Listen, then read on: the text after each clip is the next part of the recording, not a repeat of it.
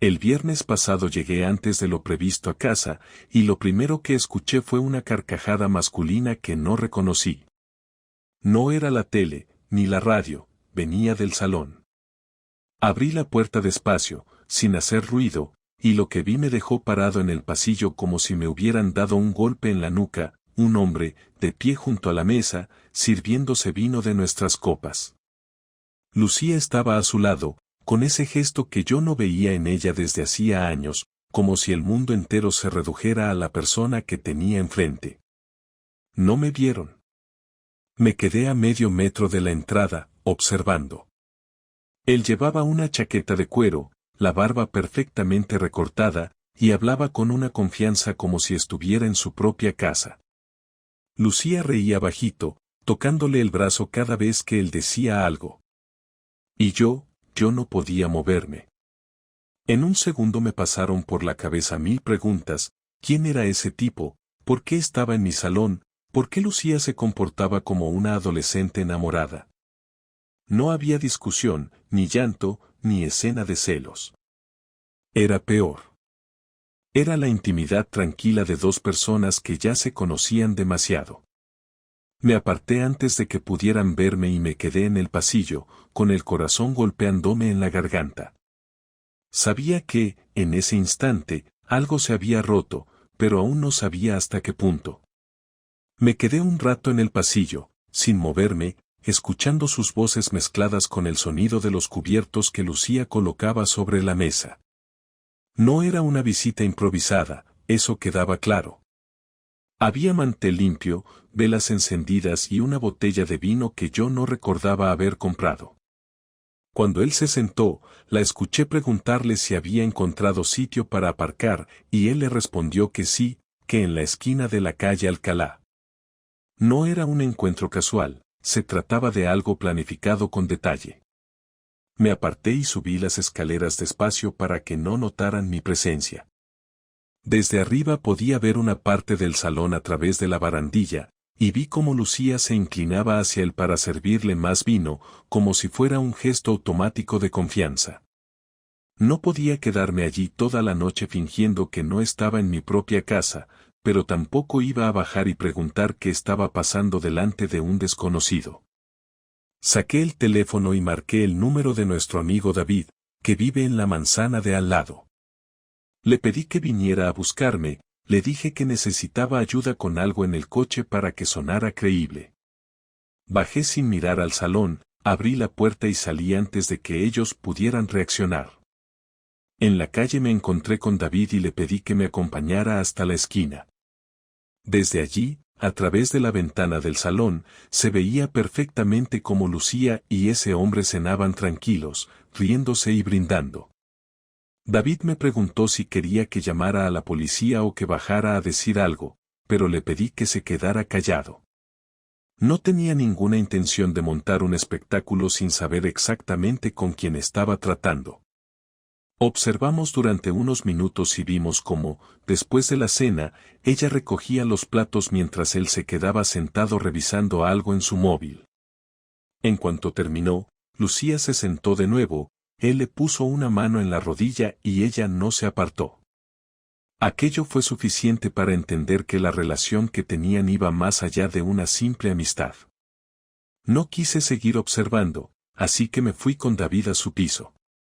Desde allí, usando la aplicación de cámaras de seguridad que tengo instalada en casa, revisé el historial de las últimas semanas. Me encontré con la primera pista sólida. Ese mismo hombre había estado en nuestro salón 2 jueves atrás, a media tarde, cuando yo estaba trabajando en la oficina. Y también había aparecido un martes por la noche, aunque esa vez solo estuvo media hora. No era la primera vez que venía y seguramente tampoco sería la última. Revisando las grabaciones vi cómo Lucía lo recibía siempre con la misma familiaridad, como si se tratara de una costumbre establecida.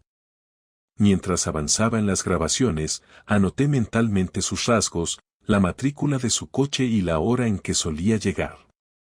Abrí el portátil y, usando un contacto que tengo en tráfico, confirmé que el vehículo estaba registrado a nombre de un tal Sergio Martínez, residente en Móstoles. El nombre no me sonaba de nada. Seguí buscando hasta dar con su perfil en redes sociales.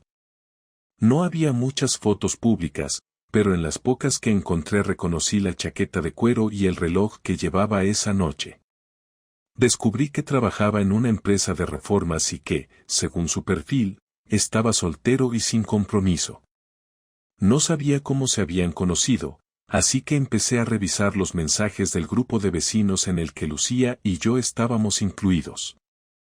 Entre las conversaciones, encontré una referencia de hace meses donde alguien preguntaba por un albañil para hacer una obra pequeña, y Lucía había respondido recomendando a un amigo que trabajaba muy bien. El enlace que envió llevaba a la misma empresa en la que trabajaba Sergio. Ese era probablemente el punto de inicio, y a partir de ahí habían pasado de simples conocidos a algo más cercano. Volví a casa tarde, cuando ya no había luz en el salón. Lucía estaba en la cama fingiendo dormir, pero vi su teléfono sobre la mesilla. No lo toqué, ya tenía suficiente información para saber que algo estaba ocurriendo. Me duché, me metí en la cama y me quedé mirando el techo. Ella no dijo nada, y yo tampoco. Por dentro, el silencio me quemaba, pero necesitaba mantener la calma si quería averiguar la magnitud de lo que estaba pasando. A la mañana siguiente, actué con normalidad. Le pregunté qué planes tenía para el día y me respondió que iría al trabajo y luego pasaría por casa de su hermana. No la contradije. Cuando se fue, llamé a mi jefe y pedí el día libre. Aparqué mi coche en la calle paralela y esperé. A las 11:30 vi el coche de Sergio aparcar frente a nuestro portal. Lucía salió, subió al coche y se fueron juntos hacia el centro. Lo seguí a distancia hasta que aparcaron cerca de un café en Malasaña. Entraron, se sentaron en una mesa apartada y estuvieron hablando durante casi una hora. No había muestras explícitas de afecto, pero la complicidad era evidente. Después de eso, salieron caminando hacia un edificio cercano. Él sacó un llavero y abrió la puerta como si fuera su casa. Lucía entró detrás y la puerta se cerró. Esperé más de una hora y no salieron. Cuando por fin lo hicieron, eran casi las 3 de la tarde y se despidieron con un abrazo que duró demasiado para ser inocente. Ella se fue en dirección al metro y él regresó a su coche. Con todo lo que había visto y las grabaciones que tenía, ya no había espacio para dudas. No se trataba de una amistad ni de un asunto reciente. Era algo que llevaba tiempo y que ellos cuidaban lo suficiente como para no exponerse en público más de lo necesario. Volví a casa antes que ella, encendí el ordenador y guardé todas las pruebas en una carpeta con fecha. Cuando Lucía llegó por la tarde, la saludé como siempre, pero esa noche apenas le hablé. No me interesaban sus explicaciones improvisadas. Quería verla actuar sin saber que yo lo sabía, porque eso me diría mucho más que cualquier historia que pudiera inventar. Esa frialdad calculada fue lo que me permitió, al día siguiente, empezar a pensar cómo iba a enfrentarla y qué iba a hacer con todo lo que había descubierto. Esperé 2 días antes de decidirme a hablar con Lucía. No quería hacerlo en un momento en que pudiera escapar de la conversación con alguna excusa de prisa o trabajo, así que elegí un sábado por la tarde, cuando no tenía compromisos y estaba en casa. Me aseguré de que no hubiera posibilidad de interrupciones, apagué mi teléfono y dejé el fijo desconectado. Ella estaba en el salón viendo una serie, con las piernas recogidas en el sofá y una manta sobre ellas. Me senté frente a ella, apoyé los codos en las rodillas y le pedí que apagara la televisión. Al principio me miró con cierta extrañeza, pero lo hizo sin protestar. Tenemos que hablar, dije con un tono que sabía que no podía confundirse con una sugerencia. ¿Sobre qué?, preguntó, con una expresión neutra que intentaba leer en mis ojos antes de comprometerse con una respuesta. Sobre Sergio Martínez, respondí, pronunciando el nombre con calma, observando cada cambio mínimo en su rostro. El efecto fue inmediato. Sus cejas se arquearon apenas un segundo antes de fruncirse, sus labios se tensaron y su respiración cambió. No preguntó quién era ni fingió no saber de quién hablaba. Lo conocía bien, demasiado bien. No sé qué te han contado, pero no es lo que piensas, empezó, apartando la mirada hacia la ventana. No me lo han contado, Lucía. Lo he visto. Lo he visto en nuestra casa, he visto cómo quedáis fuera, he visto cómo entras en su piso y te quedas allí más de una hora. No necesito que nadie me lo cuente. Guardó silencio unos segundos, y entonces volvió a mirarme, esta vez con una mezcla de irritación y algo que parecía ser miedo. Sergio y yo somos amigos. Me ayudó con unas cosas y a veces nos vemos para tomar algo. Si me quedo en su piso es porque hablamos tranquilos, no hay nada malo. La respuesta era pobre, casi insultante. Me incliné hacia adelante. ¿Crees que soy idiota? ¿Crees que no sé lo que implica quedarse en casa de un hombre con el que te citas a escondidas? He visto sus manos sobre ti, Lucía. Y no me digas que me equivoco porque las imágenes no mienten. Ella tragó saliva y negó con la cabeza, pero no con la fuerza de quien tiene razón, sino con la debilidad de quien sabe que está acorralada. No pasó nada, insistió, pero su voz se quebró al final. Entonces dime por qué no me lo contaste. Dime por qué no me dijiste que venía a casa cuando yo no estaba. Dime por qué no te despediste de él en la calle como cualquier amigo y en cambio subiste a su piso. Se removió en el sofá, incómoda. Intentó girar la conversación hacia mi comportamiento, algo que no me sorprendió. Últimamente estás distante, siempre sospechando de todo. Has dejado de confiar en mí y eso está matando lo que tenemos. No he dejado de confiar en ti por capricho, he dejado de confiar porque has hecho cosas para destruir esa confianza. Y no voy a dejar que me cambies el papel para que parezca que el problema soy yo. Su tono cambió a uno más defensivo, casi desafiante. Vale, sí, he pasado tiempo con él. Me hacía sentir escuchada, cosa que contigo ya no pasa. No empezó con intenciones raras, pero me gustó sentirme así de nuevo. No voy a justificarlo, pero tampoco voy a aceptar que me hables como si fueras perfecto. Aquello era lo más cercano a una confesión que iba a obtener sin empujar más, así que decidí no dejarle espacio para replantear su versión. No se trata de que yo sea perfecto, se trata de que elegiste buscar fuera lo que no quisiste hablar conmigo. Si tenías un problema conmigo, lo hablabas.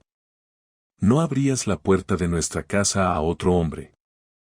Ella guardó silencio y desvió la mirada, pero esta vez no para evitar el contacto visual sino porque sabía que no tenía cómo desmontar lo que estaba diciendo.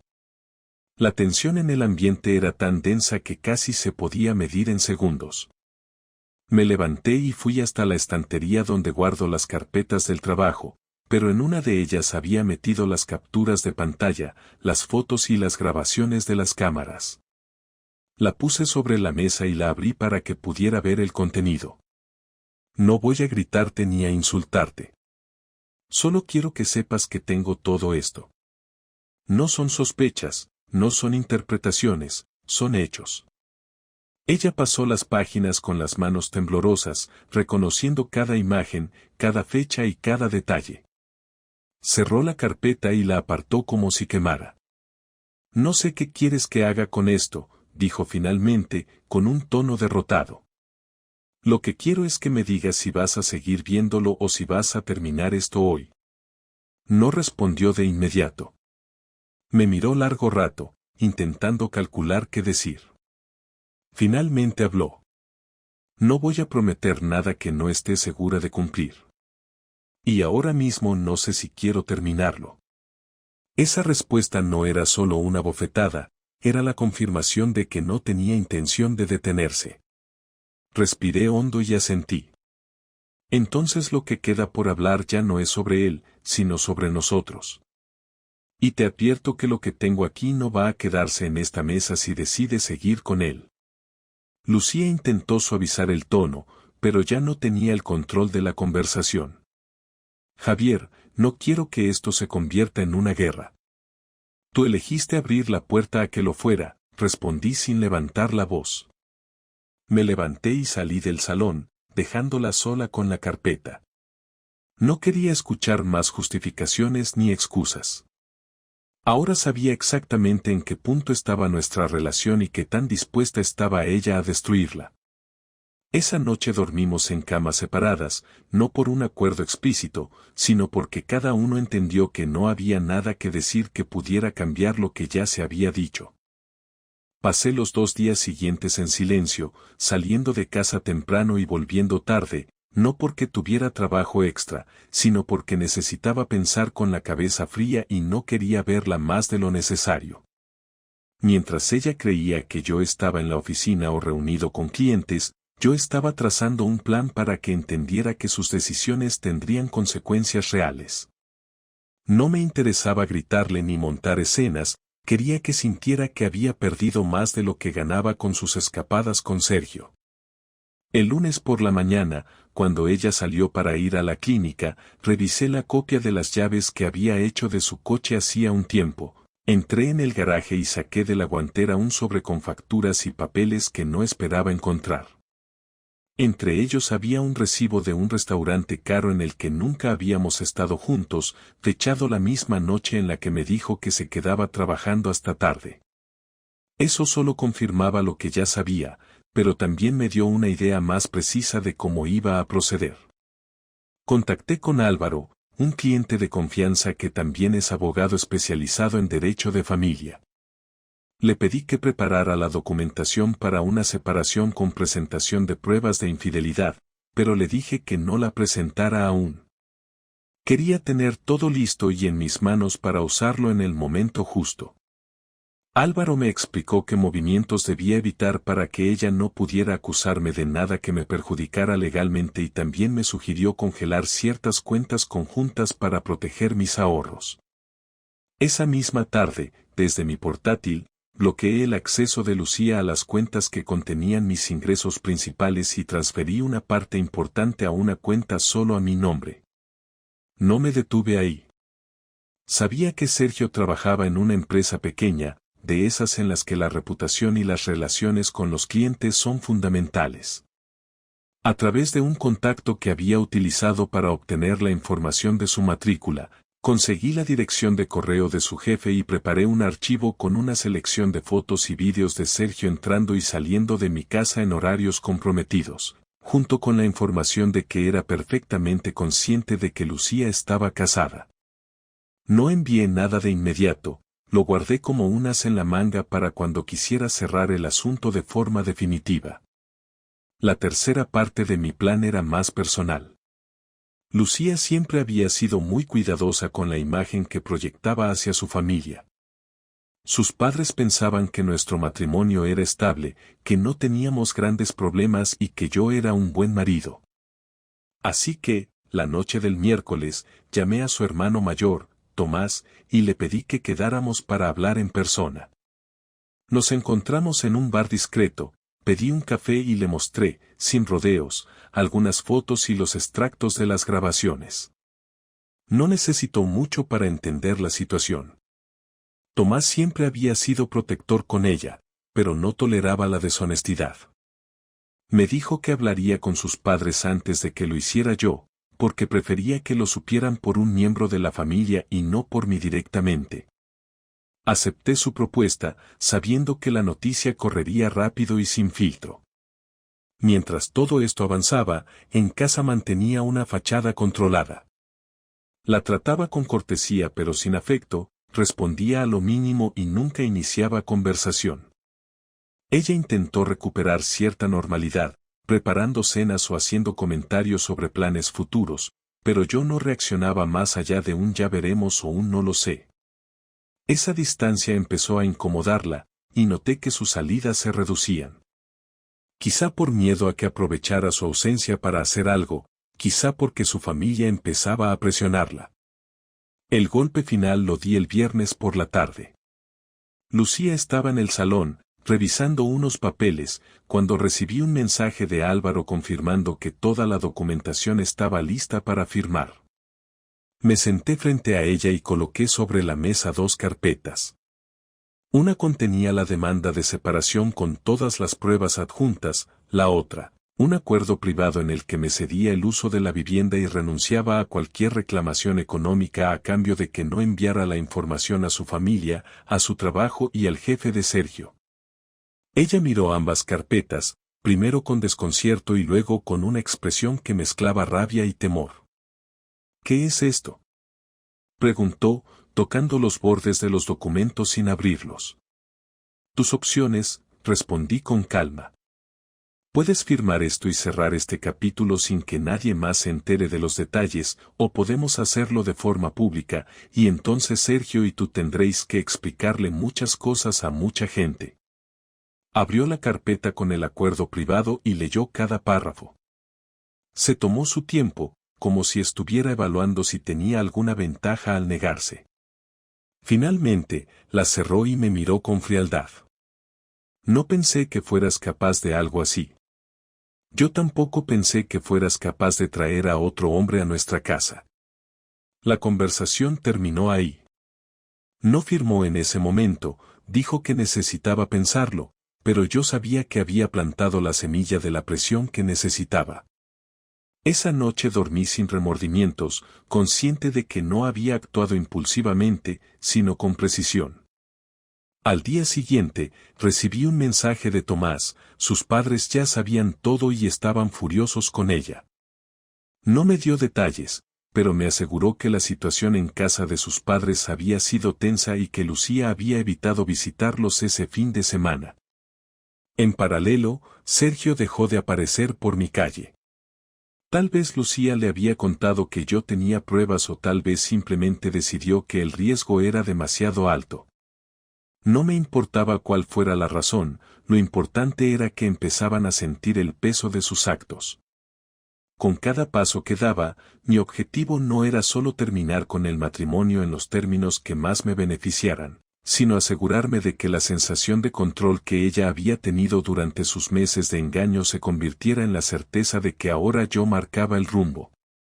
No había gritos, no había discusiones interminables, solo acciones que la dejaban con menos espacio para maniobrar. Y lo mejor era que todavía tenía en reserva la carta más fuerte, el paquete de pruebas listo para enviarse al jefe de Sergio y a quien más hiciera falta. El lunes por la noche, después de un fin de semana en el que prácticamente no nos dirigimos la palabra, Lucía se acercó a la mesa mientras yo cenaba solo. Llevaba en la mano la carpeta con el acuerdo privado. No dijo nada al principio, simplemente la dejó sobre la mesa y se sentó frente a mí. La miré, esperando que fuera ella quien iniciara la conversación. Estuvo unos segundos en silencio antes de hablar. He leído todo de nuevo. Y no me gusta ninguna de las dos opciones, dijo, apoyando los codos sobre la mesa. No quiero firmar nada que me deje sin nada. No se trata de dejarte sin nada, se trata de que asumas lo que hiciste. Lo que está en esa carpeta es la forma más suave de resolver esto sin que tengamos que arrastrar a más gente. ¿Y si no firmo? Si no firmas, el proceso sigue por la vía legal, y entonces la información se moverá. Sergio sabrá lo que pienso de él, su jefe lo sabrá, tu familia tendrá los detalles que hasta ahora he evitado darles. No es una amenaza, es una consecuencia. Lucía me sostuvo la mirada. No parecía asustada, pero sí consciente de que la situación no le dejaba margen. Se recostó en la silla, suspiró y empezó a hablar más despacio. No te voy a decir que me arrepiento de haberlo conocido. Me dio cosas que hacía mucho no sentía contigo. Pero tampoco voy a decir que quiera seguir con él. Lo que pasó fue más por necesidad de atención que por amor o por algo serio. Eso no cambia el hecho de que cruzaste un límite. Y aunque me digas que no quieres seguir con él, lo hiciste mientras estabas conmigo. Ella asintió levemente, como aceptando que no había escapatoria en esa parte del argumento. No quiero que terminemos así, con odio. Podemos separarnos, pero sin destruirnos mutuamente. No es odio lo que tengo ahora. Es decepción y una claridad absoluta de que no vamos a recuperar lo que había. Por eso la única pregunta que importa es cómo quieres que termine esto. Lucía se quedó callada unos segundos, jugando con el bolígrafo que había junto a la carpeta. Si firmo esto, ¿me prometes que no vas a enviar nada? Sí, mientras se cumpla todo lo acordado. No voy a buscar más problemas si tú no me los das. Ella abrió la carpeta y empezó a firmar cada página donde estaba indicado. Lo hizo sin pausas, como si al final hubiera comprendido que era mejor cerrar el asunto de esa manera. Cuando terminó, cerró la carpeta y me la devolvió. Aquí tienes. Supongo que ahora lo único que queda es que uno de los dos se vaya de la casa. Será mejor que seas tú. No voy a dejar mi hogar después de lo que hiciste. Te daré unos días para que encuentres donde quedarte. Asintió, sin discutir. Por primera vez en semanas, no intentó girar la conversación a su favor. Tal vez porque ya no tenía herramientas para hacerlo, tal vez porque el desgaste era evidente. Quiero que sepas algo, añadió mientras se levantaba. No voy a hablar mal de ti con nadie, aunque sé que tú tienes la ventaja en esto. No me interesa hablar mal de ti. Solo me interesa que este capítulo se cierre y que no me arrastres más a tus decisiones. Se fue del comedor sin decir nada más. Esa noche, dormimos en habitaciones separadas, pero fue diferente a las anteriores, había una resolución tácita, un punto final no dicho pero inevitable. Durante los días siguientes, la vi empaquetar sus cosas y coordinar llamadas. No me preguntó nada sobre la casa ni sobre las cuentas, entendía que ya no tenía derecho a opinar sobre eso. Me limité a observarla, sin entrometerme. Por dentro, sentía una mezcla rara de alivio y tristeza. Alivio porque ya no había que sostener una convivencia envenenada, tristeza porque, aunque no lo quisiera, 11 años de vida en común no se borran sin dejar un hueco. La última noche antes de irse, se acercó a la puerta de mi habitación. Golpeó suavemente y esperó a que le diera permiso para entrar. Solo quiero decirte que, aunque no lo parezca, hubo momentos en los que sí fui feliz contigo. Y no voy a olvidarlos. Yo también los recuerdo, pero no son suficientes para tapar lo demás. Ella asintió, con una expresión que no supe si era de aceptación o resignación. Espero que encuentres lo que buscas. Y yo espero que pienses mejor tus elecciones la próxima vez. Se marchó sin más palabras. La escuché cerrar la puerta de su habitación y, por primera vez en mucho tiempo, sentí que el silencio en la casa no era una carga sino una liberación. La decisión estaba tomada, y aunque el dolor seguía ahí, empezaba a transformarse en algo más manejable. Al día siguiente, cuando se fue con sus maletas, no hubo abrazos ni lágrimas, solo un intercambio breve de miradas que decía lo que las palabras ya no podían. Cuando la puerta se cerró tras ella y el ruido de las ruedas de la maleta se perdió calle abajo, me quedé unos minutos en el pasillo, sin moverme. No sentí la necesidad de mirar por la ventana ni de comprobar si se giraba a verme, esa etapa había quedado atrás. Cerré con llave, guardé la carpeta con el acuerdo firmado en el cajón del escritorio y me fui a la cocina a preparar un café. La rutina de los movimientos sencillos me ayudó a ordenar los pensamientos. No había euforia ni alivio absoluto, más bien una calma nueva que no había sentido en semanas. Tenía la certeza de que, por mucho que hubiéramos compartido, no había espacio para seguir arrastrando una relación que ya estaba agotada antes de que yo descubriera lo de Sergio. En los días que siguieron, el cambio se notó de inmediato. No era solo la ausencia física de Lucía, sino la desaparición de esa tensión constante que se había instalado en la casa desde que mis sospechas se confirmaron. Podía entrar y salir sin encontrarme con miradas evasivas ni conversaciones interrumpidas de golpe. Empecé a recuperar costumbres que había dejado de lado, como invitar a algún amigo a cenar o salir a correr temprano los fines de semana. No era una celebración, pero sí un regreso progresivo a una normalidad que me pertenecía por completo. La familia de Lucía no tardó en contactarme. Su hermano Tomás me llamó para preguntarme si podía explicarle exactamente cómo había terminado todo. Le conté lo básico, sin entrar en detalles gráficos ni en pruebas, porque ya no era necesario. Confirmó que sus padres sabían lo esencial y que la relación entre ellos y Lucía estaba fría. No lo celebré ni lo lamenté, era una consecuencia más de sus decisiones. Tomás me dijo que respetaba la forma en la que había manejado todo, sin gritos ni enfrentamientos públicos, y que si necesitaba algo podía contar con él. En paralelo, Álvaro, mi abogado, finalizó los trámites administrativos del acuerdo y me envió una copia digital para mi archivo. Le agradecí no solo por el trabajo legal, sino por sus consejos estratégicos que me habían permitido actuar sin precipitación. Él me recordó que, aunque el asunto estaba cerrado en el papel, era mejor conservar toda la documentación y pruebas durante un tiempo prudencial por si surgía algún intento de revertir el acuerdo. Esa carpeta, junto con el archivo digital, quedó guardada en un lugar seguro. Durante una semana completa no tuve noticias de Lucía, hasta que recibí un mensaje breve en el que me pedía pasar por la casa para recoger unas cajas que había olvidado. Acordamos un día y una hora en que yo estaría fuera para evitar cualquier interacción innecesaria.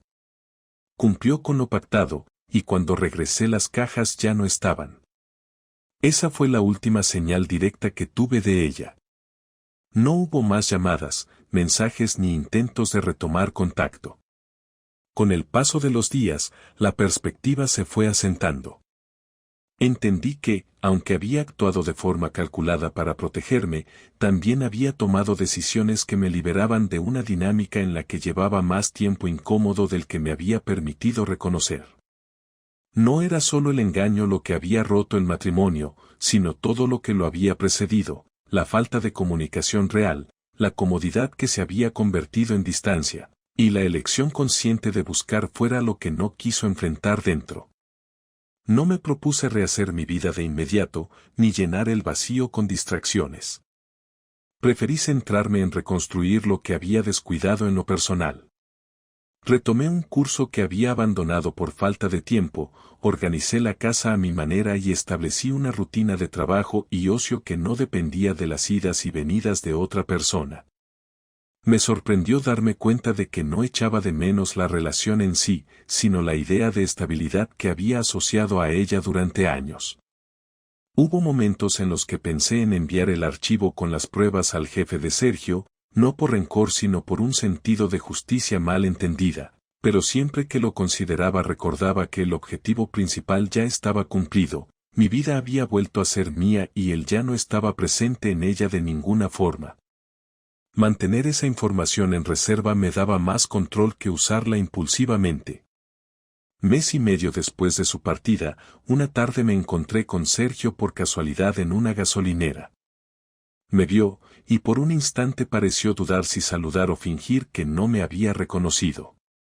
No dije nada, pero sostuve su mirada lo suficiente para que entendiera que yo no había olvidado nada de lo que hizo. Él fue quien desvió la vista y se apresuró a irse. Ese momento me confirmó que no necesitaba más acciones para cerrar el asunto.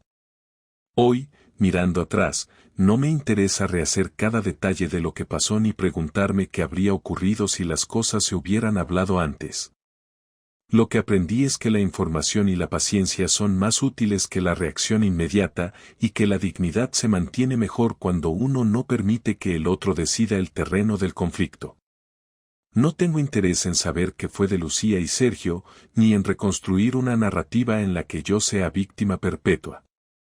Fui perjudicado, sí, pero también tuve la capacidad de reaccionar con inteligencia y quedarme con lo que era mío. Mi siguiente paso es simple, continuar con mi vida sin arrastrar las decisiones de otro. El capítulo está cerrado, no porque lo haya olvidado, sino porque no tiene nada más que aportarme.